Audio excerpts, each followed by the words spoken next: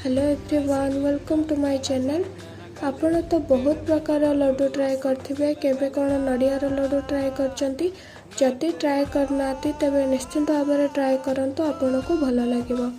सेति पई fast pan ने सुजी नहीं ताको अल्प भाजी दबा, भाजी सारे ताको अलगा कर दबा। सही पैन ने अल्प पानी नहीं जिबा, पानी गरम हो सारा पर चीनी दे देबे। मुझे गोटे कप चीनी देती, आपण सुजी आ नड़िया हिसाब से चीनी नहीं पारे। चीनी को भल भाव में गोलई दबा, जमती मेल्ट हो मेल्ट हो सारा पर से 3 ରୁ 4 गुजराती को छेची पकईदे, जहाँफल कि फ्लेवर भल आसो। सी भल भाव में अठा टाइप रहीगले सीरा से आम भाजिकी रखि सुजी को पकईदबा।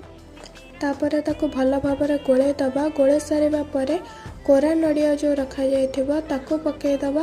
पकई अल्प अल्प पकई ताको भल भाव में गोलई मिसईदबा। मिसी गला परे ताको एबे गैस बंद करदबा। ताको अल्प ठंडा हवा पई छाड़दबा। हाथ रे घी मारी ताको लड्डूर आकार देदबा, गोल गोल टाइप रो करदबा। कर सारिबा परे एबे हमर रेडी हो जाइछि नड़िया लड्डू। खाइकी खुशी रहो।